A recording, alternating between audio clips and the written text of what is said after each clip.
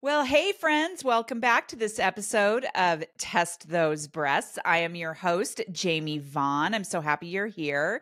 Today, I am super excited and happy, and I can't wait to hear this story for you. Her name is Alison Tierney, and Alison is a board certified oncology dietitian and cancer thriver who empowers those affected by cancer to conquer fears, take back control, and fully support their body before, during, and after cancer treatment. In 2022, Alison was diagnosed with invasive ductal carcinoma at the age of 33. Her knowledge base of oncology nutrition supported her through surgery, chemotherapy, and immunotherapy. Today, she uses both her professional and personal experience to help cancer thrivers to do the same. Using evidence-based nutrition and lifestyle medicine, Alison guides her clients through recommendations to reduce treatment side effects, enhance quality of life, focus on recurrence risk reduction, and ultimately helping cancer thrivers reclaim the control cancer tries to steal. Her passion for cancer nutrition isn't just a passion or a profession. It's also very personal. Alison, hello. Thank you for being here. It's so good to see you. Hello, and thank you so much for having me. It's just an honor to be here.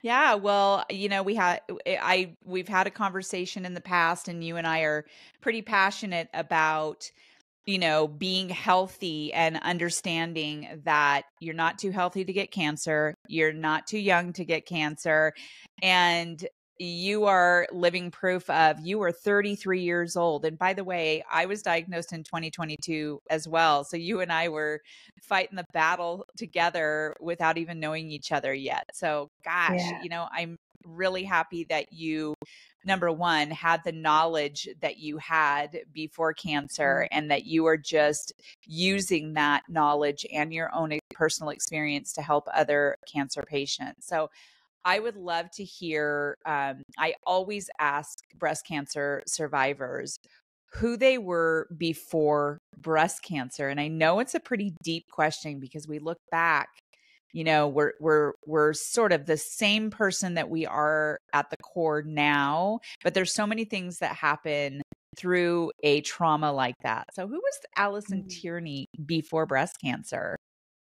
Yeah, this is such a great question. And I think I like how you phrase it, who was Alison Tierney before? Because I often think about it more so as who is Alison Tierney now after cancer? Because I think I have different insight in answering that. So I'll do my best to answer the before cancer. So the before cancer Alison was a mama of two who had faced infertility 2 times. And I thought that was going to be maybe the hardest battle that I had gone through. And breast cancer and infertility are very different, but I also think that infertility prepared me for breast cancer in a specific way. And so a mama of two and a wife and someone who just really enjoyed being active, was maybe relatively spontaneous and didn't have too many worries. And also an oncology dietitian. That was actually part of who I was because it's really important to me and it's always been a passion. And as you mentioned in the intro, it's more than just a passion now. So I think I've really transformed since my cancer diagnosis in that area as well. Yeah, and it's pretty interesting because I've talked to surgeons who, supported breast cancer patients for a long time, or oncologists who had supported breast cancer patients for a long time, and they never had it. And then all of a sudden they're in that position. It's like, whoa, I was always treating people like me through their Mhm. own journey or trauma or whatever you want to Yeah. call it. And so you had so much knowledge. So let me ask you something. When you were diagnosed, were there a lot of things that you didn't know? Because I knew a lot about breast cancer, and I always took Yeah. care of my breast health a lot.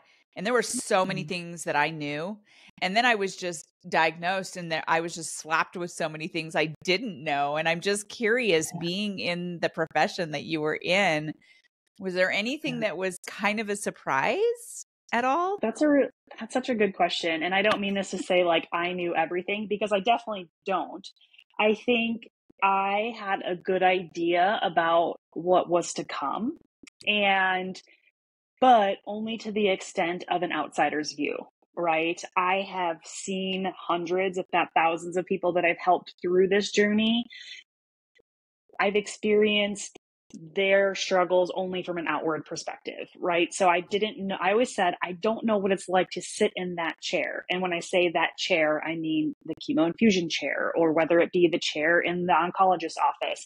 I was always sitting in the chair next to them, right? So I didn't have that experience of what it's like to sit in that chair. But I will say that what was and has been so difficult in my journey is actually knowing a lot of what is going on. And it's almost to the point that having too much knowledge is a downfall from the standpoint. Can you hear me okay? I'm sorry. I can. That's right. My screen is like going in and out for some reason. If it is, Okay, it's still recording, and my okay. editor can edit this part out. Huh? Okay. So to the fault from the standpoint of I almost knew too much of what was going on. And from the standpoint of I think sometimes innocence is a little bit of bliss from that standpoint. I knew somewhat of what I was going into, somewhat, right? I don't pretend to know fully. And I think sometimes that was maybe more anxiety inducing. For example, when I had my surgical pathology results come back and we were waiting for the prognostic factors, right? So whether it was estrogen, progesterone, or HER2 positive, I knew that if it came back as HER2 positive, I would be looking at a full year of treatment. And I remember reading the results from my chart, which I shouldn't have done, and saying, like crying to my husband, is if this comes back positive, I have a full year of treatment ahead of me. And there was that wave of fear and anxiety and looking at the mountain ahead of you and how overwhelming that can be. Right. So I don't know what the experience would have been like had I not known that, right? Would I have had just as much anxiety? Would I have had more? It was a very unique situation from that perspective. And being in the oncology space as a care provider in it was also really unique because I remember when my nurse navigator, who was also a previous colleague of mine and a friend of mine, when I first told her, she said, "Do you want me to be your nurse navigator or do you want me to be your friend?" And I said both. And as I navigated my own treatment at the same facility that I used to work at was a very interesting experience as somebody who the cancer center knew as a professional and now is a patient. And I had a hard time letting my guard down from that perspective. So very interesting, unique, lots of things to break down there. But so I think that played a huge role in my experience in a good way and a difficult way. I think, that makes total sense. Part of my audience that I really want to reach are people who've never been diagnosed because I do want them to know more. But it doesn't have to be as detailed as what you knew necessarily. I will say that when people are diagnosed, regardless of whether they're in that medical space or not, it is very, very overwhelming and scary because there is a lot of information coming at you all at once. And you're like, oh my God, but there are things that you find out later on. And that also can be this emotional roller coaster thing. I do believe that people should know enough to understand that they're probably not going to die. Especially the medicine is so great today, and and then folks out there like you supporting people through nutrition and things like that. But it's hard to know that when you don't know enough about the treatments and what people have gone through before you and have been able to come out on the other end, feeling good about themselves and stronger and all that stuff. Yeah. So like we're on the other side. Does it mean that things are finished? No. I don't think it's ever, you don't ever go back to this normal that you once knew. We always have that fear in the back of our mind. And then there's all these other cascading things that happen. Like for me, I have a really super rare anemia that came out of another tumor that they found at the same time that they found the breast cancer. So it's like, no, you don't just have breast cancer. You have another big old tumor in your and then I had to learn I could do a total TED talk on this really rare anemia that I have. But that's really an interesting perspective, and I appreciate your sharing that with us. Let me ask you, when you were diagnosed and you kind of came out, with whoever you came out to, with all your friends or whatever, were people a little bit shocked that you had breast cancer because you were so healthy? Yeah, 100%. I mean, the number of times that I heard someone say, "You're the healthiest person I know. How could you have breast cancer?" Right? Because I always say I can check all the boxes when it comes to what you should do to reduce your risk of developing cancer. I could check every single box, right? Of the modifiable factors, right? There were non modifiable factors that I did have. So, absolutely, especially at the young age. My mom is a 2-time breast cancer survivor and a 1-time thyroid survivor. But my mom was diagnosed with breast cancer at 49, and I was diagnosed with it at 33, right? So that's a huge age difference. My mom was still young, right? 49 is still young to have breast cancer. And so for me to have it at 33, it was definitely a shock to everybody. Yeah, interesting. So then walk us through your diagnosis, your treatments. What was that all like for you?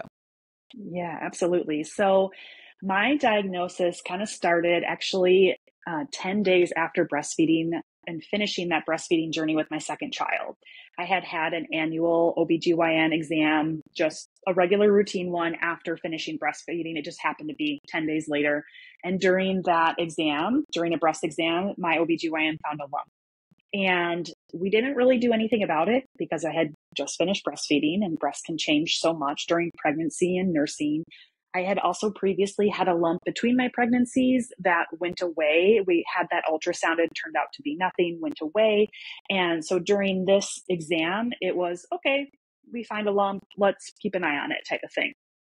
And I remember just shooting the breeze with my doctor as it was no big deal. But then I went home and made sure I paid attention to it. And what made me really pay attention to it was not only my family history, but the many young breast cancer survivors that I've worked with in a professional capacity that were my age or younger.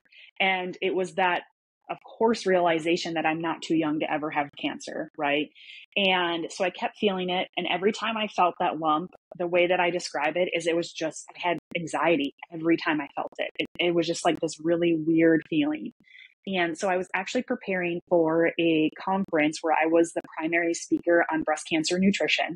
And as I was preparing for the presentation, I was going through some of the research, making sure everything was updated on my end, and came across a little clip that talked about breastfeeding, pregnancy, and breast cancer. And although that it's rare, it does happen.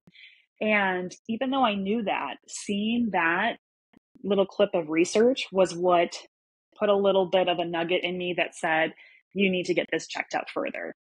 So that day I messaged my OBGYN, said, it's been a few weeks. It hasn't gone away. I've had a cycle. It still hasn't changed. I need to get this checked out for peace of mind. And she was also the same OBGYN as my mom, so knew my family history, went on it right away from the standpoint of, yep, let's get an ultrasound ordered. So it was ultrasound. And during that ultrasound, I have a iPhone, like Apple Watch, right? And it dings with notifications. While the tech left the room, my MyChart dings and said, you were just scheduled for a new procedure. And I was like, I knew it.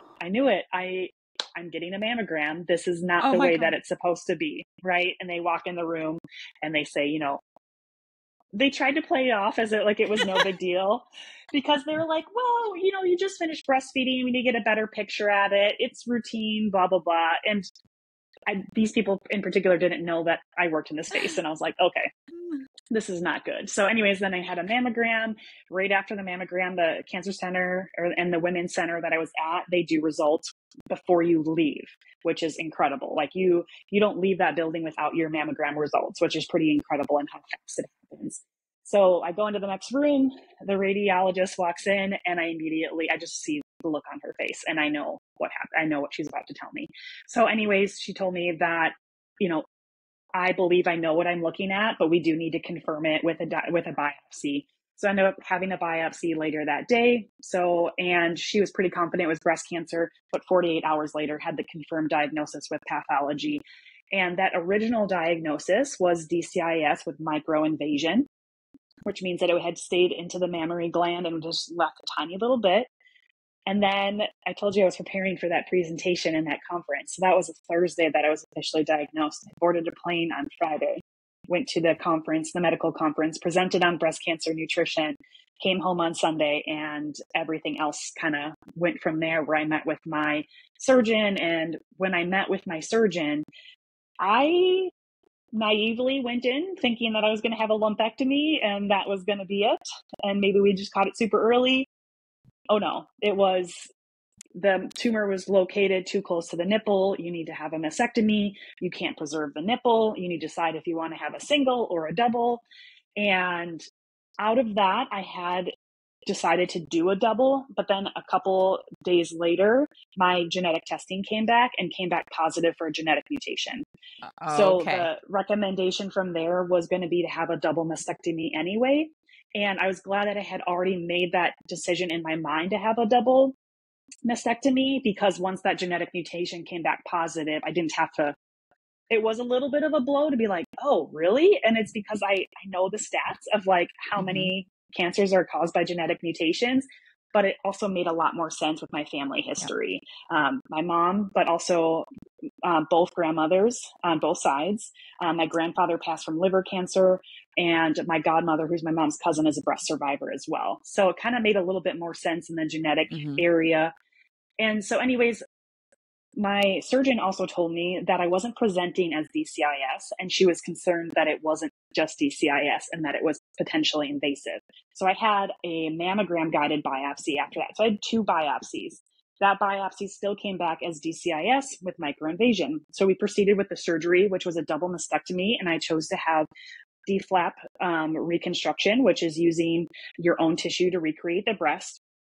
During that surgery, they tested the sentinel lymph node, or the closest lymph node to the tumor, and it was negative for cancer, which was great, which means that I wouldn't have needed to have radiation, and that I could proceed with reconstruction. So they did the immediate reconstruction with the double mastectomy right then and there.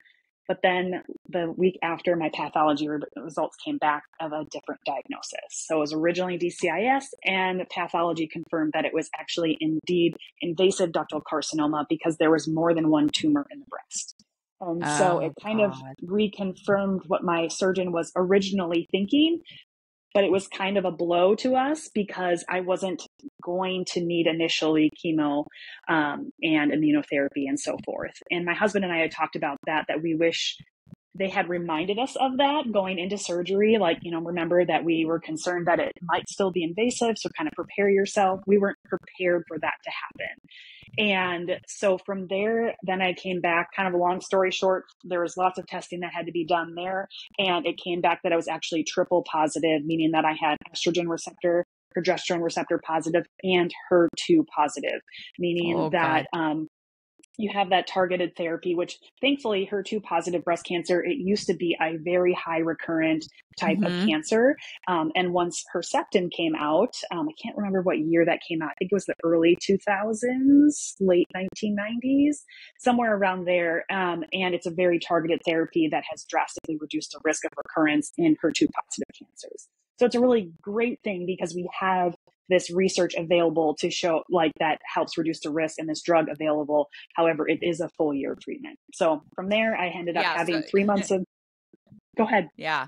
So once you found that out, you're like, oh, now it's going to be a whole year now. Great. Yeah. I didn't see that. These are things that I did not know. My oncologist said, give me 6 months. But we know that it's more than 6 months, because then you have the Herceptin and Perjeta and all for the remainder of the year and everything. So one full year. So that was mine, HER2 positive. Mine was ERPR negative. Okay, gotcha. Yeah. So you definitely had that treatment too. And I think, my youngest was 15 months old when I was diagnosed, thinking about that whole year ahead of me. And I feel, of course, I think we're all allowed to feel angry and frustrated by our diagnosis, and there's never a good time to have cancer, right? I was very frustrated and angry that I felt like I lost that year of watching my youngest grow up. Even my oldest too, but that really amazing phase of when they start walking and when they, all those things, that was all a blur for me. And even to this day, she's 3, and I feel like she's so much older than that because it feels like a lifetime since I've been pregnant and had her, because so much has happened in between her birth Yeah. and going through treatment and everything. Yeah. Did you video a lot? With my kids. Yeah.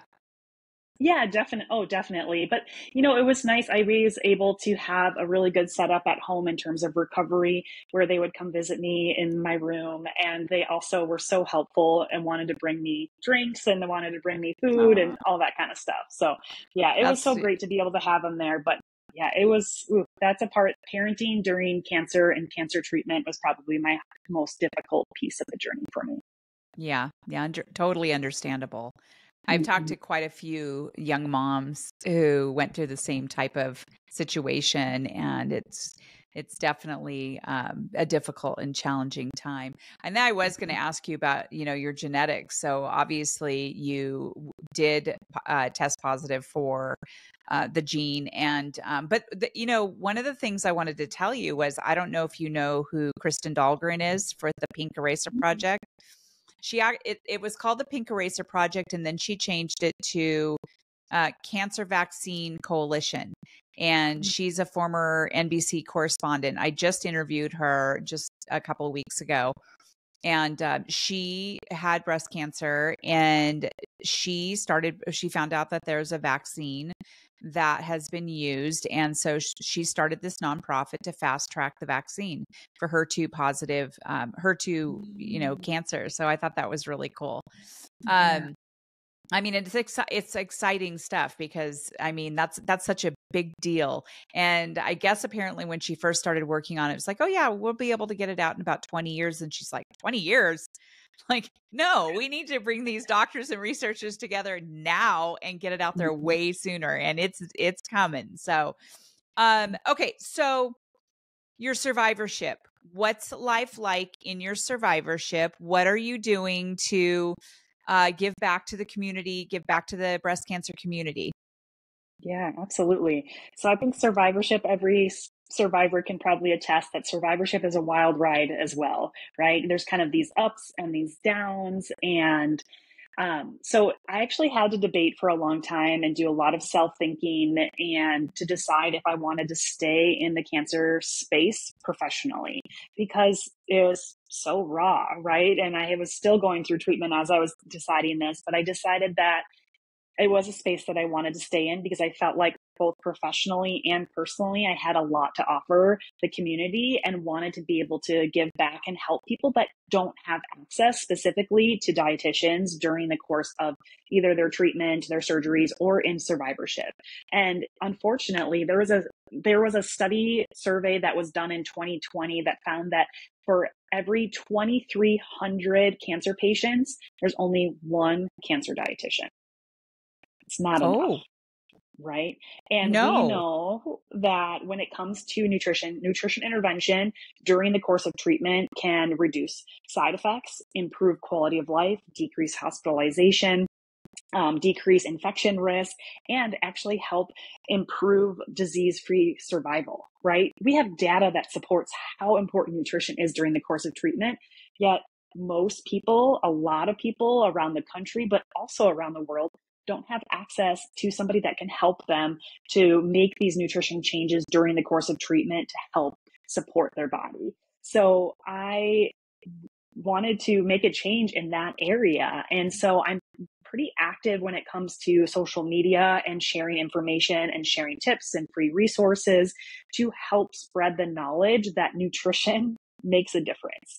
And Mm-hmm. it's really unfortunate to see that nutrition is not talked about during most individuals' treatment protocol, right? And there's various reasons for that.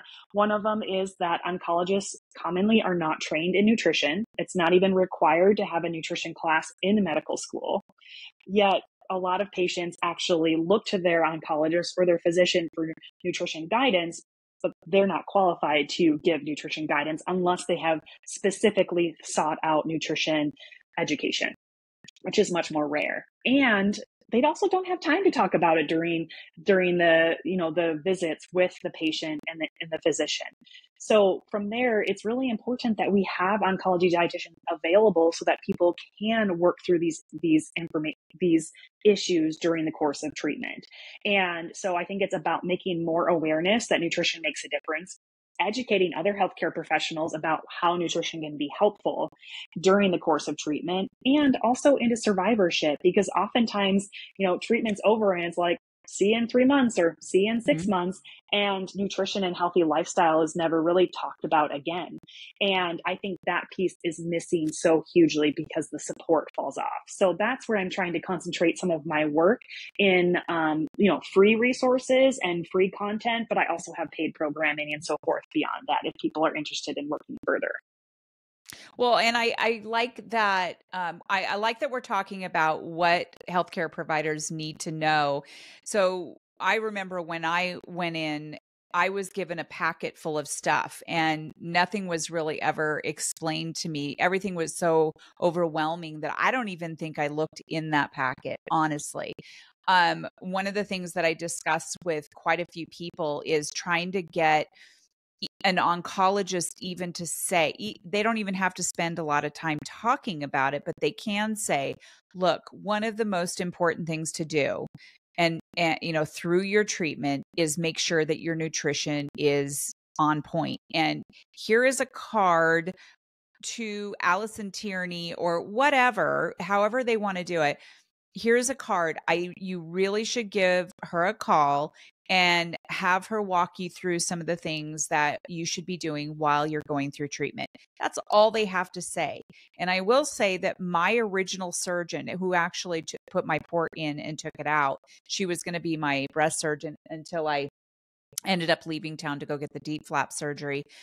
She actually had some good knowledge about nutrition. And I was very impressed by that. When I came home, I told my husband, I really like the fact that she spent quite a bit of time talking to me about nutrition.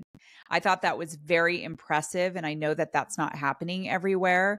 But even if the surgeon and the oncologist or radiologist or whoever can say, nutrition is a big deal, you need to reach out to this person or whatever. So, yeah. And even to yeah. that point, I wanted to make the point that sometimes if they put the referral in, depending on the hospital system, then we can automatically get connected. I remember very specifically one of my star clients, I guess you could say, was she admitted very first when we met, she was like, I thought this was just going to be another boring appointment with a dietitian and it was just going to tell me to eat fruits and vegetables, right? And she goes, and then I realized what you had to teach me and I started listening.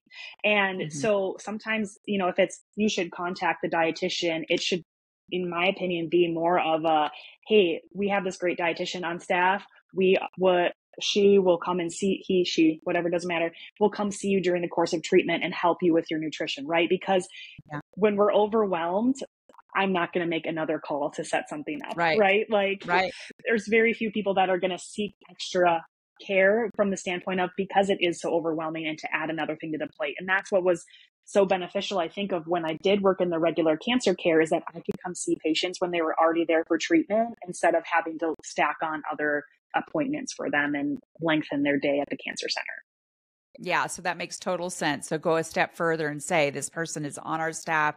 This person will be with you the whole entire time. So kind of like make it part of the treatment. Like, this is not something that you need to just call if you want to.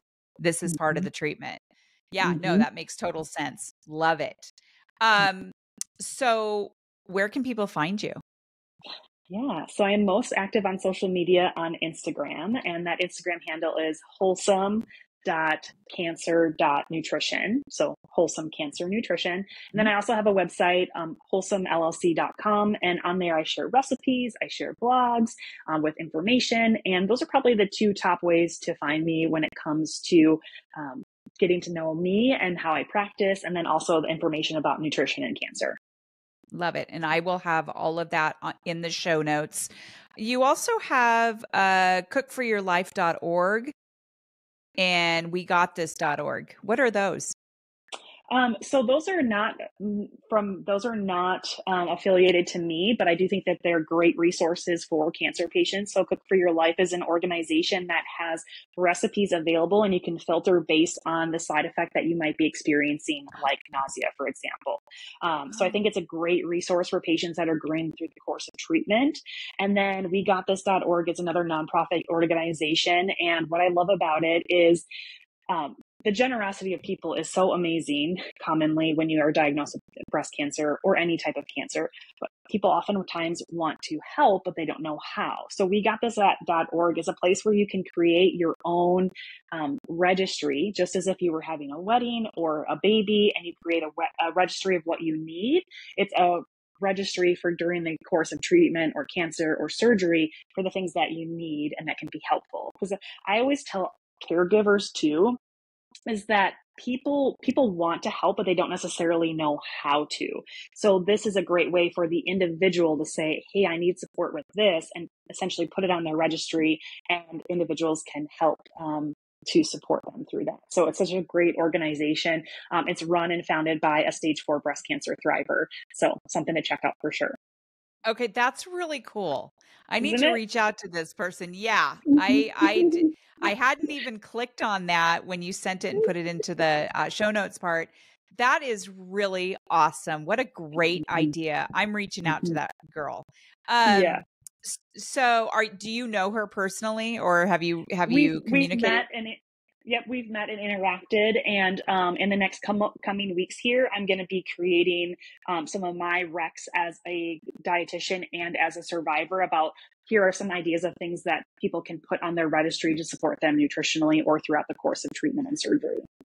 Oh, that's fantastic. What Yeah. I just love the breast cancer community. When I was diagnosed, one of my friends who had it, she says, "Oh, Jamie," she says, "you wait." She says, breast cancer community is like, it's like the sisterhood of all sisterhoods.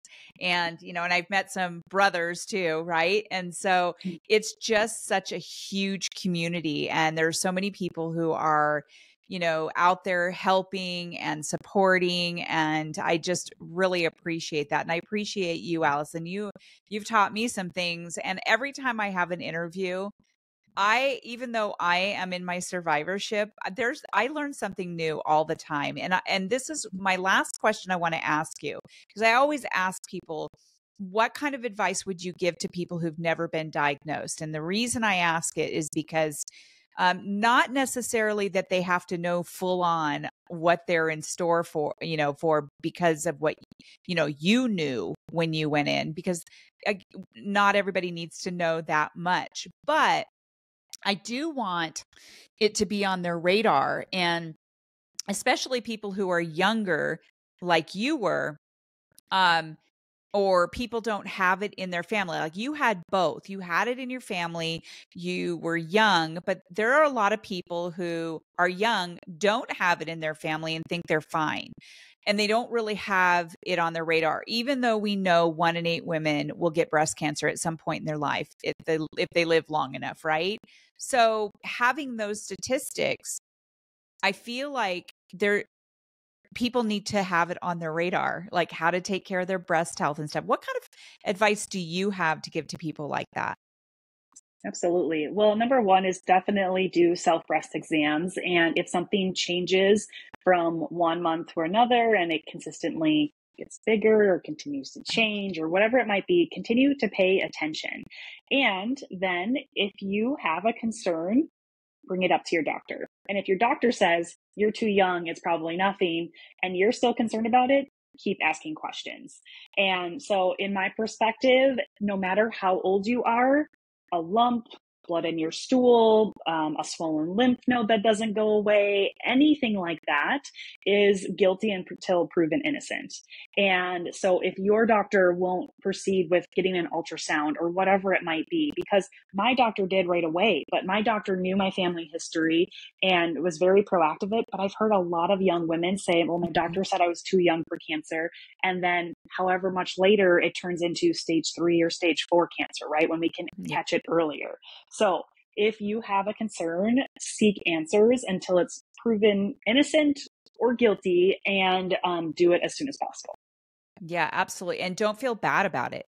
Like Mm-mm. there were times I had to, I mean, I have a voice and I've always had a voice, but I really had to find that voice even more because there were a few mistakes that were made and I kept asking questions. And I may have come across like a jerk or whatever, but I don't care. Come across, be the jerk that you need to be to Yes. get to the right answer, right? Because you know Yeah. your own body, right? So Mhm. or at least you should. Gosh, thank you so much, Allison. Look, I Test Those Breasts is now a nonprofit, and I do have a website that is up and running. It's not quite finished yet, but I am working on the resource page. And one of the things I wanted to do with this nonprofit is have an exhaustive um resource page where people, like, if I have nutrition throughout, your treatments or in after treatment, click on there and we will see Alison Tierney's information on there. And I'm asking you for your permission officially. Can I put your information on my resource page? Absolutely. That would be an honor. Absolutely. Well, and I want to reach out too to that gift registry and talk to that person too, and put that on there. I just want people to have it at their fingertips, easy to find that support, and that's my biggest mission. So, and so test those breasts. Make sure you go and use your voice, and make sure that you are paying attention to your nutrition and reach out to Alison Tierney. So thank you, Allison. Is there anything you'd like to leave us with before we wrap up? Oh, just thank you so much for having me, and thank you for the work that you do to spread the knowledge. And awareness is the first step of all of this. And I think the last thing that I want to leave people with is really a focus on controlling the controllables, right? None of us are completely immune from cancer, and we can be we're never too healthy or too young to be able to get cancer, but what we can do is we can help control the controllables when it comes to modifying our risk factors, which is nutrition, physical activity, sleep, stress reduction, social connectedness, etc. These are incredible things that we can do to help support ourselves before and hopefully to help reduce our risk of developing cancer. But also these things can help during the course of treatment and into survivorship when we have lost a little bit of control. These are the things that we can control. And I want to just encourage people to focus on those things and try to let the rest go, right? I could focus all day long if I wanted to on the fact that I have a genetic mutation and it drastically increases my risk for this, and this type of cancer. But I have to let that go and focus on the things that I can control. And so here's to controlling the controllables. Yeah, incredible words of wisdom. Thank you. Yeah. Well, to my audience, and thank you again, Allison, and to my audience, I really appreciate your joining us again on this episode of Test Those Breasts. As always, I really appreciate when people rate, review, and share this podcast. And we will see you next time on the next episode of Test Those Breasts. Bye for now.